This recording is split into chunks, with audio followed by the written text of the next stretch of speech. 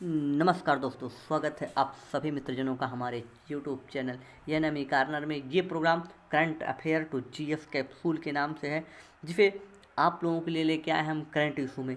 आप आज चर्चा करेंगे हम जिस सब्जेक्ट की, जिस विषय की, वह है असम तेल रिसाव। असम में अभी हाल ही में एक तेल रिसाव हुआ, जिसकी वजह से वहाँ पे ब्रह्मपुत्रा नदी की एक सहायक नदी है दिहिंग रिवर, जहाँ पे भीषण आग लग गई। और इस आग लगने से हमारे इकोसिस्टम को काफ़ी भारी मात्रा में नुकसान हुआ है। तो अगर पहले हम देखें तो ये टॉपिक क्यों चयन किया गया है, क्यों ये खबरों में है, उसकी हम बात करें तो सबसे पहले आप देखिए ये खबरों में क्यों है। देखिए, इस खबर को लेकर द टाइम्स ऑफ इंडिया लिखता है, how oil spill damage Assam ecosystem zone. यानी असम के जो पारिस्थितिकी तंत्र है वो कैसे, किस तरह से आपका जो तेल का रिसाव है, तेल का छलकाव है, वो कैसे वहाँ के इकोसिस्टम को नुकसान पहुँचा रहा है। जबकि अगर द गार्जियन और इंडियन एक्सप्रेस दोनों की खबर देखें, द गार्जियन लिखता है, Assam oil well still leaking gas 1 week after blowout. कि वहाँ पे देखिए एक हफ्ता के बाद वहाँ पे आग लग गई, जो लीक हुआ था उसमें बहुत भीषण। और वहीं पे द इंडियन एक्सप्रेस 29 मई की खबर में लिखता है, oil will blow out near Assam national park. देखिए, असम का जो नेशनल पार्क है, यानी कौन सा, अगर ये देखें कि इसकी हम बात करेंगे डिटेल में, कि ये जो वहाँ पे जो नेशनल पार्क है जिसका नाम है डिब्रू सुखोवा डिब्रू सुखोवा नेशनल पार्क है। और ये लोकेशन है डिगबोई के आसपास। डिगबोई आपको पता है तेल शोधक कारखाना यहाँ पे अवस्थित है, असम के ये पूर्वी हिस्से में पड़ता है, जैसा कि आपको पहले बताया जा चुका है। अब देखें यहाँ पे द हिंदू इसी खबर को लेकर न्यूज लिखता है, Assam river burn after 2 days after the crude oil spill. कि वहाँ पे नदी में आग सी लग गई है, बहुत भीषण आग सी लगी है। तो सबसे पहले यहाँ से अगर हम बात करेंगे तो हमारा जो टॉपिक होगा अबाउट द ऑयल स्पिल इन असम, असम में जो तेल का रिसाव हुआ है उसके बारे में। देखिए, इसमें जिन बिंदुओं पर हमारी चर्चा होगी, सबसे पहले आपको हम बता दें कि आप इस मैप को देखें। ये है असम के पूरे पूर्वांचल का मैप, और इसमें पूर्वांचल में हमने इसमें असम के मैप को कवर किया है। ये असम है, इसके इधर आप देखेंगे अरुणाचल प्रदेश है, और अरुणाचल प्रदेश की में ही ये नदी घुसती है असम में। अगर आप देखेंगे मैप में तो इसका नाम है ब्रह्मपुत्रा, या दिबांग के नाम से असम में वो जानी जाती है। तो अगर आपको हम बड़े मैप में दिखाएं तो आपको ये बातें ज़्यादा स्पष्ट होंगी। ये देखें आप बड़े मैप में कि ये नदी एंट्री कर रही है यहाँ से ऐसे। तो ये दिबांग जो नदी है, लोहित नदी है, ये एंट्री कर रही है भारत में, और भारत में से ब्रह्मपुत्रा के नाम से जाना जाता है। और इसमें एक नदी है बुरुही दिहिंग, और इसी नदी में ही उस तेल का रिसाव हुआ है और यहीं पे आग लगी है। अगर इतनी चीज़ें आपने देखी तो आप यहाँ से आगे देखेंगे कि यहाँ से जैसे आप देखेंगे जो यहाँ पे डिब्रू सुखोवा या डिगबोई है, डिगबोई की लोकेशन ही आपको दिखेगी यहाँ पे है।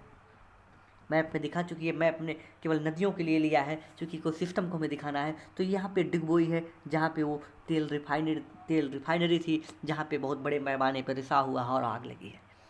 तो इससे अगर आप देखें, पहले हम देख लेते हैं जो ब्रह्मपुत्रा उसकी सहायक नदियाँ कौन कौन सी हैं।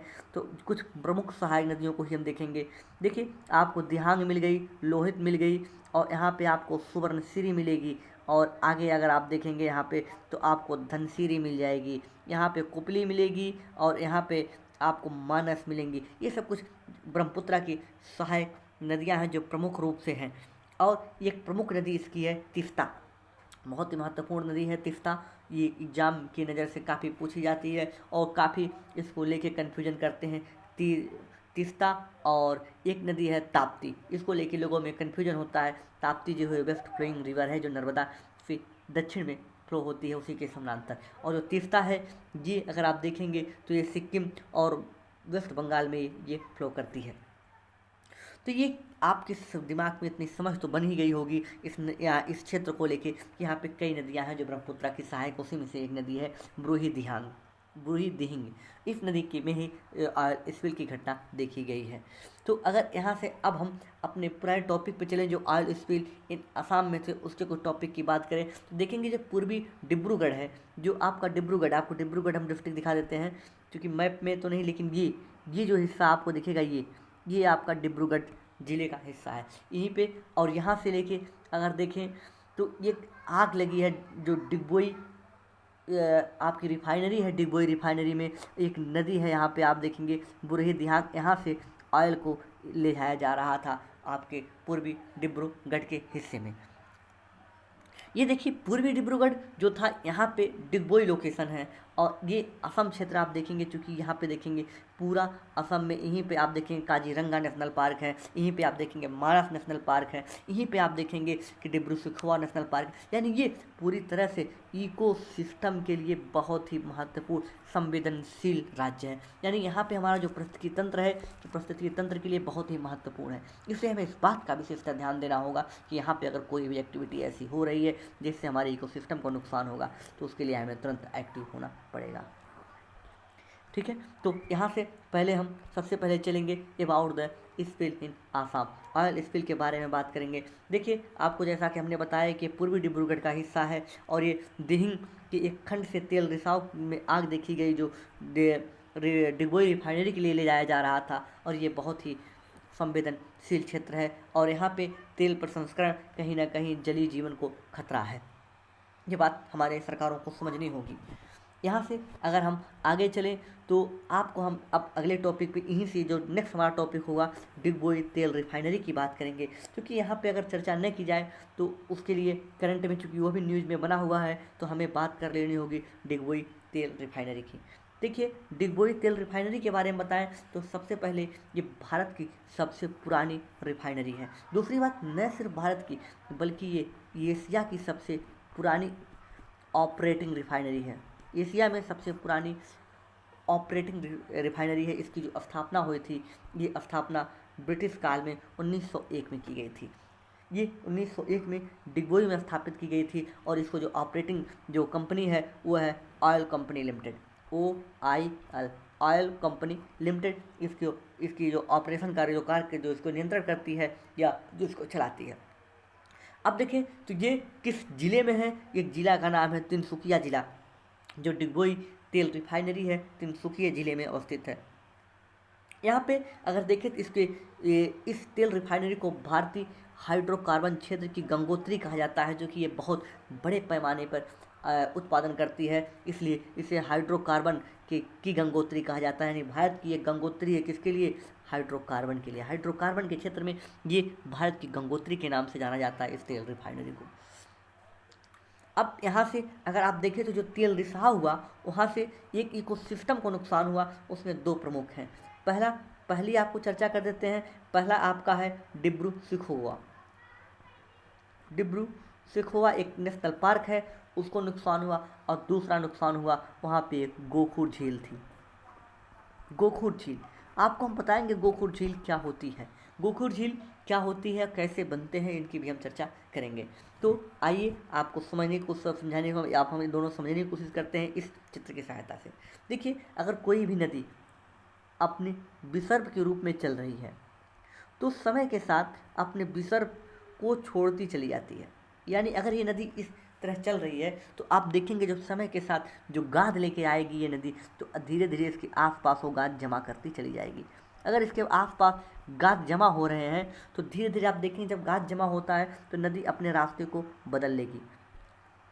आप देखेंगे नदी इस रास्ते से मूव होना स्टार्ट कर देगी, और जब नदी वहाँ से मूव करेगी तो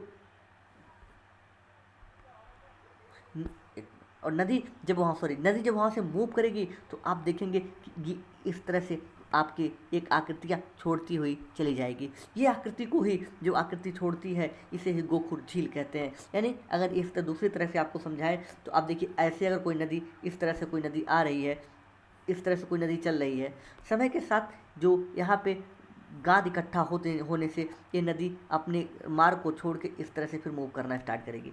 और ये वाला जो हिस्सा यहाँ बच गया, ये वाला हिस्सा जो बच गया ये वहाँ पे होता है गोखुर लेक। ये होता है गोखुर लेक के रूप में हमारे सब सामने आता है।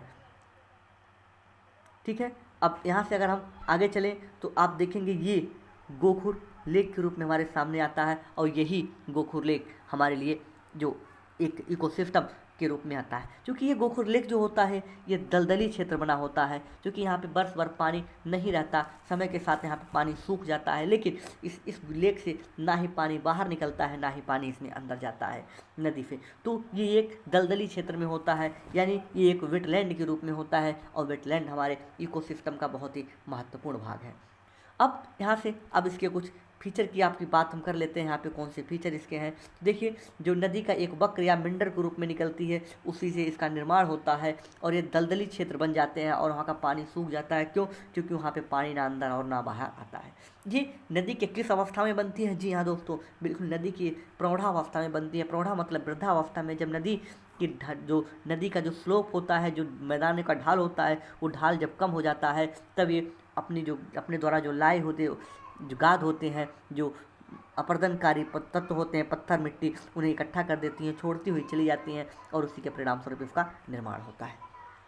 अब देखें, जो गोखुर झील होती है, इनका जो क्षेत्रफल अधिक होता है और इनकी गहराई कम होती है, इनका ढाल कम होता है, क्योंकि केवल नदी की गहराई से ही, क्योंकि वहाँ पे वो अपरदन पदार्थों को ला के डंप करती चली जाती हैं, इसलिए वहाँ पे देखेंगे गहराई कम होगा। तो अब यहाँ से अगर हम देखें तो आगे हमें जिस टॉपिक पे बात करनी है वो है Dibru Saikhowa national park. Dibru Saikhowa national park में हम बात करें तो डिब्रू सुखोवा नेशनल पार्क 19 जो पूरे भारत में 19 हॉट स्पॉट घोषित किए गए हैं, उनमें से एक है। दूसरी चीज़, ये असम के तिनकुसिया शहर के से 12 किलोमीटर है, जहाँ पे आप तिनकुसिया शहर, हमने आपको बताया कि जहाँ पे अभी तेल रिसाव के कारण आग लगी थी, वहीं से केवल 12 किलोमीटर दूर है। और 12 किलोमीटर दूरी बहुत दूरी नहीं होती इकोसिस्टम की नज़र से, क्योंकि वहाँ पे जो भी पक्षी पाए जाते हैं अक्सर विचरण करते रहते हैं। भारत सरकार ने इसे 1999 में इसे राष्ट्रीय उद्यान का, नेशनल पार्क का दर्जा दिया, और आज लगभग 21 साल हो चुके हैं इसे नेशनल पार्क के रूप में, और ये अपने इकोसिस्टम के वर्चस्व को बनाए हुए है। हालांकि इसे खतरा लक्सर बना होता है। अगर आप देखेंगे तो यहाँ पे उड़ने वाली गिलहरी एकमात्र ऐसा स्थान है जहाँ पे पाई जाती है। उड़ने वाली गिलहरी यहाँ पे एकमात्र ऐसा स्थान है जहाँ पे वो पाई जाती है। यहाँ से अगर आगे चलें तो आप देखेंगे कि दलदली, यहाँ पे जो जिस प्रकार की जलवायु पाई जाती है वो दलदली है, और यहाँ पे नम सदाबहार जंगलों का मिश्रण होता है। यहाँ पे पर्णपाती वन और तटीय दलदली वन भी पाए जाते हैं, और एक मिश्रित प्रकार की जलवायु यहाँ पे विकसित होती है। ये अगर देखेंगे तो ये डिब्रू सुखोवा जो क्षेत्र है, ये पूर्वोत्तर का सबसे बड़ा दलदली क्षेत्र है मित्रों, सबसे बड़ा दलदली क्षेत्र है। ठीक है दोस्तों, तो आज के वीडियो में बस इतना ही। अगली बार हम फिर लेके आएंगे आपके लिए करंट का कोई टॉपिक। तो मिलेंगे आपसे अगले वीडियो में, तब तक के लिए नमस्कार, जय हिंद, जय भारत।